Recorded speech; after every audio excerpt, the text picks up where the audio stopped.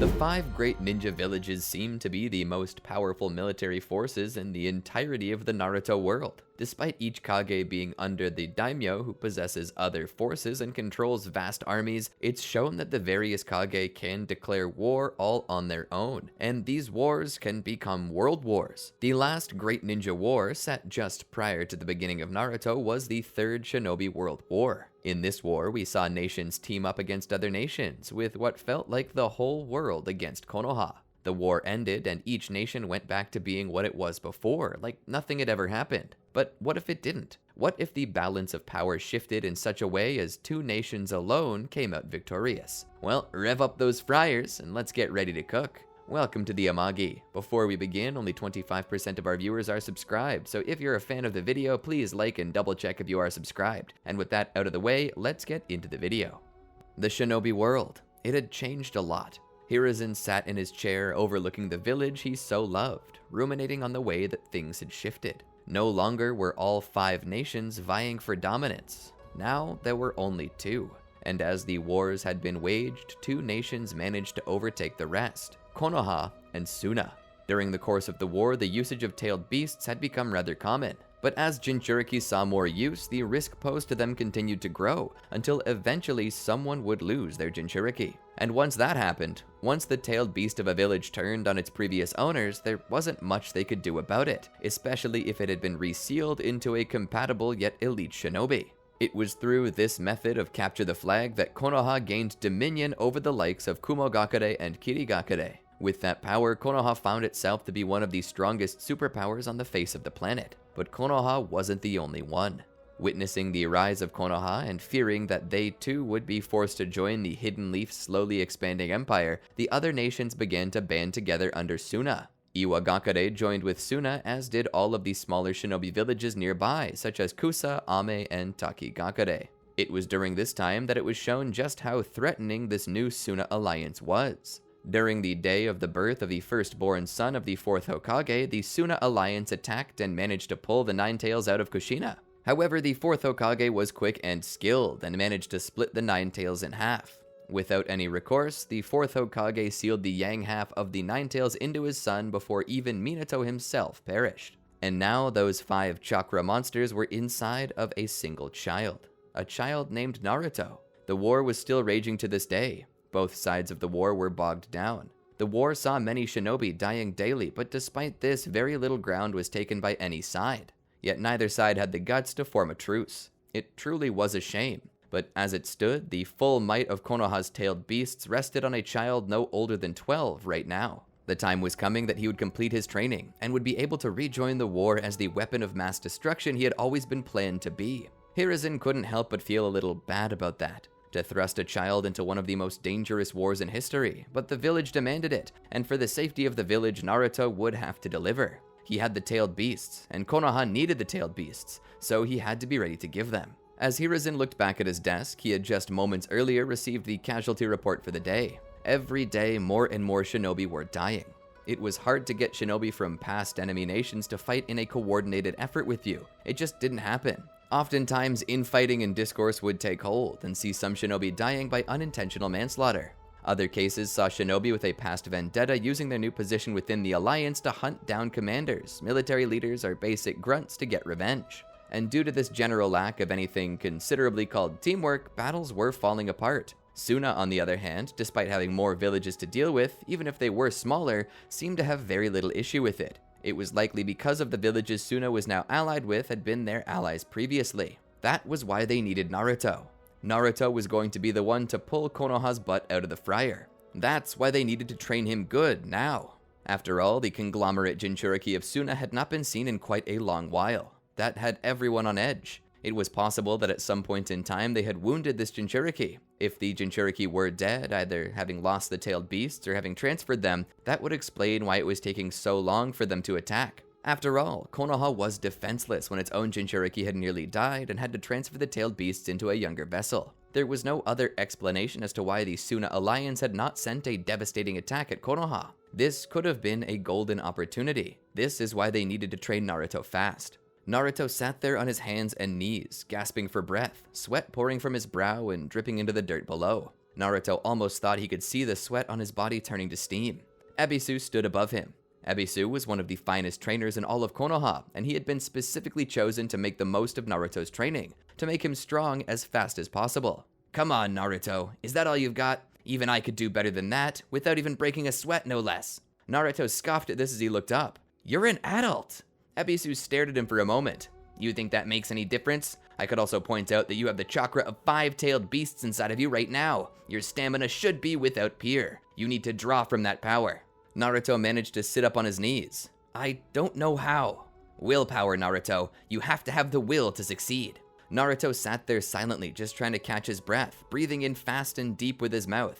Ebisu let out a sigh. Come here, Naruto. Naruto was confused. Ebisu waved him over. Naruto, after gaining enough strength, rose to his feet and walked over to his mentor. His mentor decided to take him to the nearest battlefield via space-time ninjutsu. The two of them appeared there. Naruto's jaw hit the floor. He saw the earth was scorched, the very dirt from below the grass now visible from the explosions and the searing heat and flames of violence. He saw the trench dug into the ground, the various mortars, the quick-fire kunai launcher that was manned by a very tired-looking shinobi alone in a pillbox. But worst of all, he saw the victims of battle.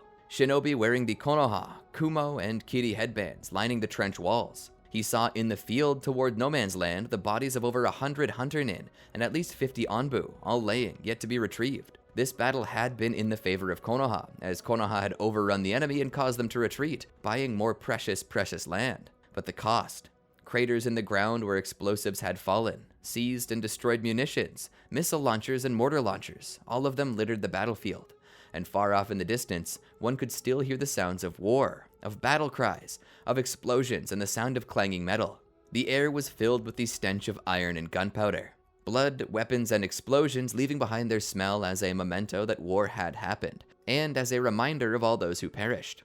Naruto had never seen this before. He knew the fighting was bad, and he had read about the battles, talked about them, but this? He had never seen this before. This is horrible. That was all Naruto could get out as his face remained fixed to the situation.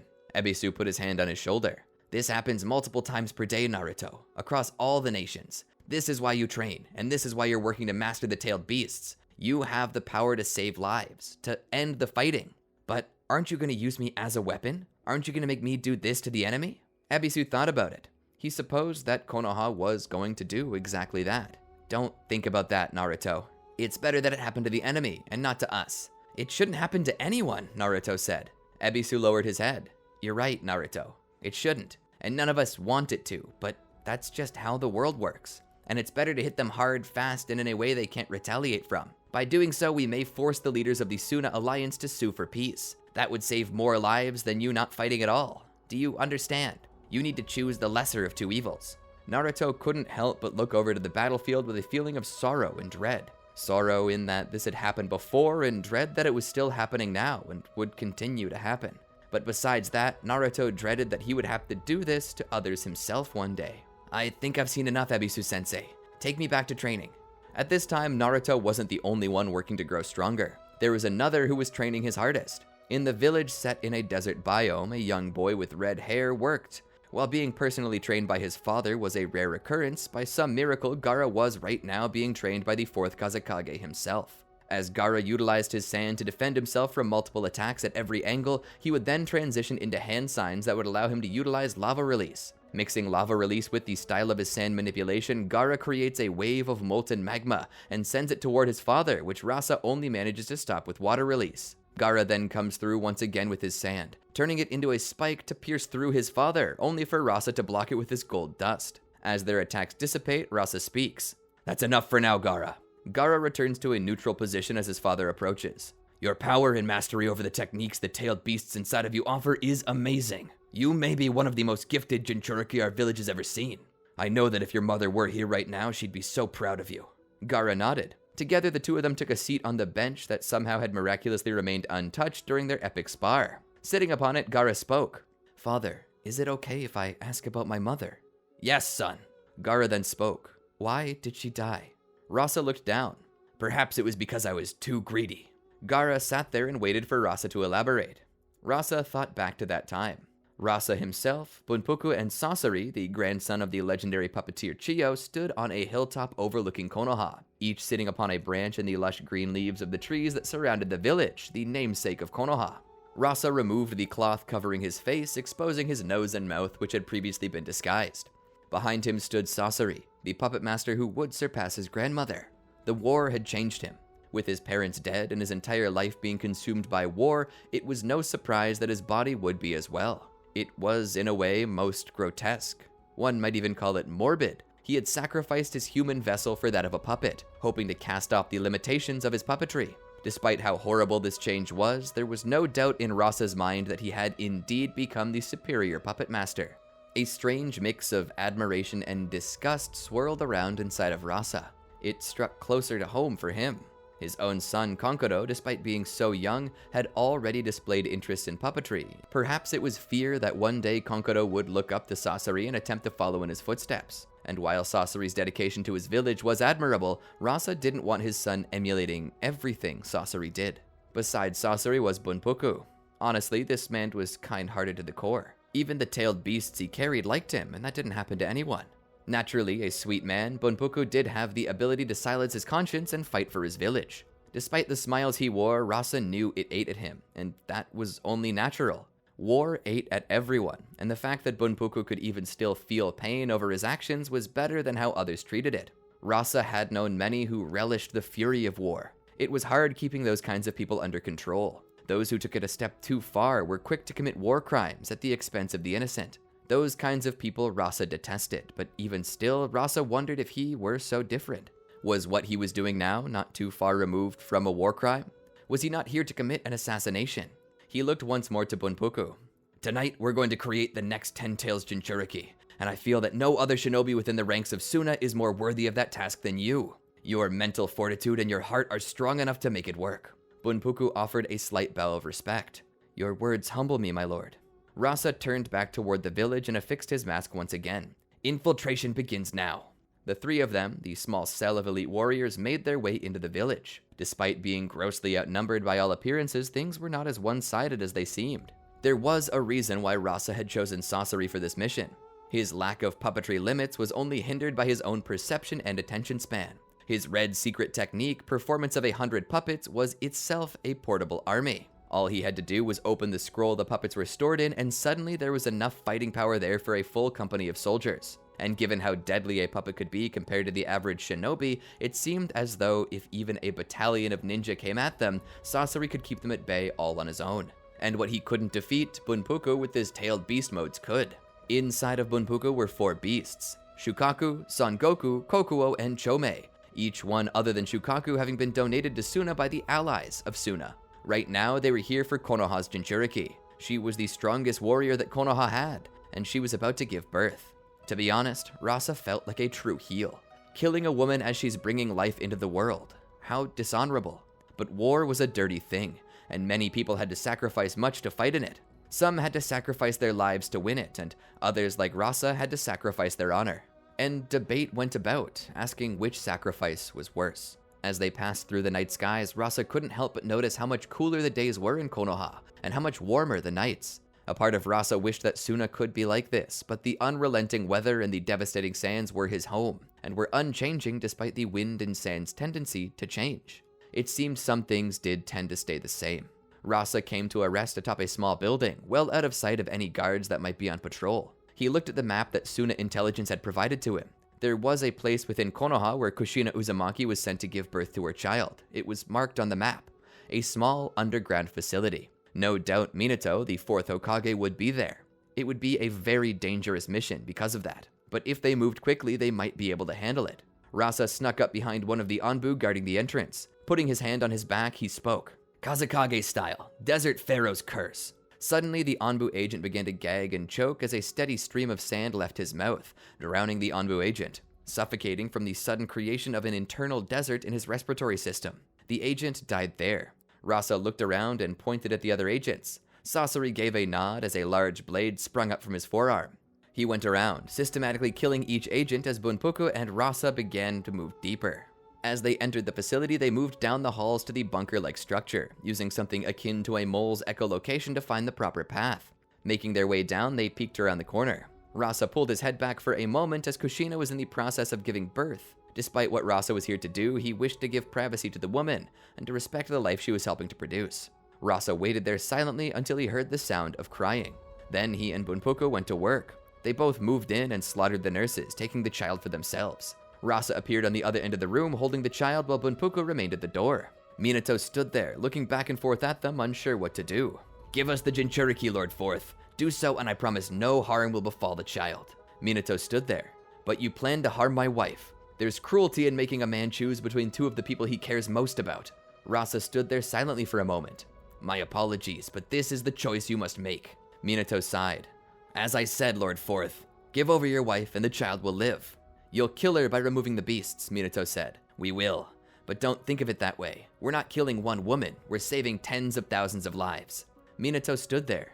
"Do you want to know why they call me the Yellow Flash?" he asked. At this point, he was just trying to intimidate Rasa, but Rasa called his bluff. "You are indeed fast, Minato, but even you can't be two places at once. Until you can move from one location to the next in 0 seconds, you'll never be fast enough."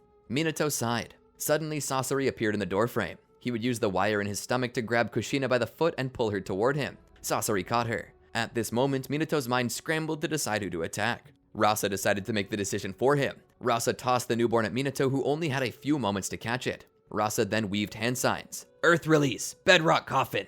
He would then trap Minato and Naruto inside of a dome-like structure made completely of earth. Rasa proceeded to use his earth-style jutsu to cause the entire bunker to begin collapsing in on itself. As it did, Rasa rushed out of the room with Sasori, Bunpuku, and Kushina. They created a way up with earth style, tunneling out to the surface as the rest of the facility fell in on itself. "That should hold him," Sasori said. Rasa shook his head. "No, you'd be surprised. He could already be out. We need to get out of here and begin the process of extraction." Rasa, Sasori, and Bunpuku then began the process of extracting the tailed beasts. They needed to work one at a time. They started with the nine tails. Sasori, using some of the techniques his grandmother had taught him, began to pull the nine tails from within Kushina's body. But the size of this beast's chakra reserves was twice that of even the strongest tailed beast, so it was taking a lot longer than the others. By the time they had managed to transfer just half of it into Bunpuku, Minato would appear via his flying Raijin. He would rush Rasa and strike him before knocking back both Sasori and Bunpuku. He was hoping to take them all out at once. Sasori was surprised by the speed and agility of Minato. He would use his red secret technique, performance of 100 puppets, to attack, but in the blink of an eye, Minato had already destroyed 30%. Bunpuku would utilize his lava style to attack Minato, but Minato would use his wind release to cool it down and then cut it right down the middle. Rasa came in with his gold dust, hoping to immobilize him with his sand-binding coffin. However, instead of that working, Minato managed to utilize his flying Raijin to get out. Seeing no other way out, Sasori rushed over to Kushina and destabilized her seal, causing the tailed beasts to get out. Rasa called out to Sasori, "You idiot! What did you do?"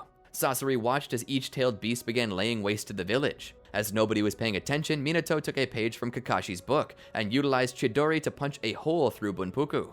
Bunpuku hit the ground. Rasa, seeing the mission was now toast, tossed out a bunch of smoke bombs. Together he rushed to Bunpuku and the three of them began to escape. "What are you doing, Lord Fourth?" Sasori asked. Rasa looked back. "You screwed up the mission. You panicked and released all the other tailed beasts. At least if we had escaped with Kushina, we could have slowly siphoned them out, but now they're all running wild. There's no safe way for us to seal them back up again." "It was better than letting the leaf continue to use them against us," Sasori said. To a point, Sasori was correct, and Rasa knew that. But if they had been able to defeat Minato, it might have been an unnecessary action. At this point though, Bunpuku was mortally wounded, and they needed to get him back to Suna quickly if they wanted to save his life. Back in the village though, Gyuki, Saiken, Isobu, Matatabi, and the remaining half of Kurama were causing havoc. Minato rushed to Kushina. "Kushina! Kushina, are you okay?" She didn't look very good. Minato. Minato looked her over.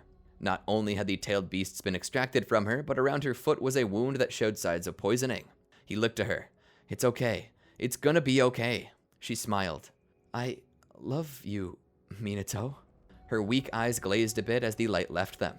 Minato wanted to cry, wanted to fall apart, but he didn't have time. He gently lowered her head and stood. He saw the tailed beasts rampaging through the village. He would get out his custom kunai. He had to do something. He'd been working on this technique for a while and hadn't fully mastered it yet, but in this moment, it was the only thing he could think to do.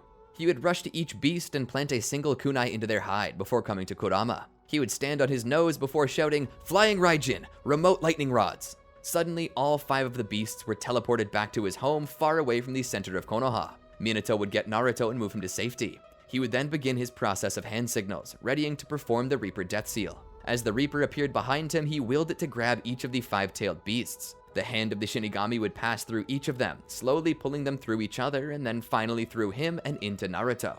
Minato's own soul would then be taken and consumed by the Shinigami. Elsewhere, Rasa had tended to the wounds of Bunpuku, but the outlook wasn't good. "We don't have any time to rest. We need to get back to Suna now." Throwing Bunpuku over his shoulder, he began to rush back with the old man and Sasori. It took them quite some time to get there, and miraculously, Bunpuku survived long enough to get there. However, as they got back, the doctors took Bunpuku and realized that his wounds had become infected, and that there was no longer anything they could do for him. So Chiyo took it upon herself to remove each of the tailed beasts from him, each of which would be imprisoned in a desert-layered imperial funeral seal, with each seal being further held up by sealing tags. They needed to do something about it, so Rasa began searching for a proper vessel, and when none presented itself, he checked to see if his unborn child might be compatible. To his relief and horror, he discovered that his child was compatible, and so he began implanting within the child each of the tailed beasts. The sealing was a success, although it did cause complications, causing Gaara to be born premature. This also caused Karura, Rasa's wife, to perish. Rasa hit a low point he never thought he would hit. His own child was cursed with 5-tailed beasts being sealed inside. The tailed beasts were indisposed, and this meant that either his child would have to die, or they would hope Konoha didn't attack them with their own tailed beasts. Rasa had lost his wife, possibly the war, and perhaps his own child. Overcome with the guilt and the dishonor of having killed a woman during childbirth, he wondered if he shouldn't just commit harakiri and pass the title on to the next in line. However, he persevered and continued on. "Dad, Dad." Rasa came back to reality. "How did Mom die?" Gaara asked. Rasa began to explain to him what had happened. How a failed mission had seen the death of the previous Jinchuriki, and that the only one compatible with all 5-tailed beasts was the as-of-yet unborn Gaara. "It was because I forced the tailed beasts upon you that your mother died. I look back on those moments and think, if only I had not gone on that mission. If I hadn't, maybe Karura would still be alive. Maybe you'd be living a normal life, and maybe this war would have long since ended. But I was greedy. I wasn't going to rest until I had the 10 Tails Jinchuriki among my forces, and because of that, your mother is no longer with us." Gaara looked down. "It's okay, father. You're the leader of an alliance. You can't expect to be perfect." Rasa took a deep breath. He was long since the place of crying. He had cried every tear that the situation had given him, but even still, as Gaara spoke words of forgiveness and kindness towards his father, Rasa could almost find more tears forming in his tear ducts. Rasa hugged onto his son. "You do me proud, Gaara. Your strength and wisdom, coupled with your intelligence and determination, have made you truly a warrior to be reckoned with." Gaara smiled at the compliment that his father had given him. "Thank you, father, but maybe we should continue training. I want to be ready so I can help you end this war as soon as possible." Rasa smiled. "No, son. Your training today was enough. If you overwork yourself, you'll actually grow weaker, and we don't want that now, do we?" Gaara shook his head. "No, sir, I don't." "So let's go do something fun. How about we go out to eat? Would you like that?" Gaara nodded. "I would love it." Rasa nodded. He killed what was left of his bottle of water and stood. "Let's go then. The restaurant is your choice and my treat." Gaara stood and began to go off, leaving his father toward the restaurant of his choice. As he followed after, Rasa stopped only for a moment to look back at the training ground. He had nearly gone all out against Gaara, and Gaara still almost beat him. It was truly amazing how powerful his young son had become. By the time he fully matured, he would become a shinobi beyond even the caliber of Rasa himself. Gaara had all the makings of a 5th Kazekage. How nice it would be to pass down the title to his son. But regardless, they needed to end the war first, and for better or worse, Rasa felt like the end of the war was coming. Soon. "You coming, Dad?" Gaara called out to him. Rasa turned around to face his son with a smile. "Yeah, I'm coming." The two went off to enjoy what remained of the day. And that's where I plan to stop for the day. I won't lie, when I first started this video, I wasn't quite sure which direction to go. After all, how much would Naruto simply having a few more tailed beasts actually do for the story? He could hardly control the one he had. I needed to find a reason for Naruto to have these extra tailed beasts, and so I thought, what if the Third Shinobi World War didn't end, and instead, Konoha got these beasts through conquest? I thought it was a good idea at least, but what did you think about it? Did you enjoy the video? If so, be sure to let us know what your favorite part was down in the comments. And don't forget to click that like button, subscribe, and ring the bell to be notified about our latest videos as they come out. And while you're waiting, here's some other videos you might like. Until next time, Peace.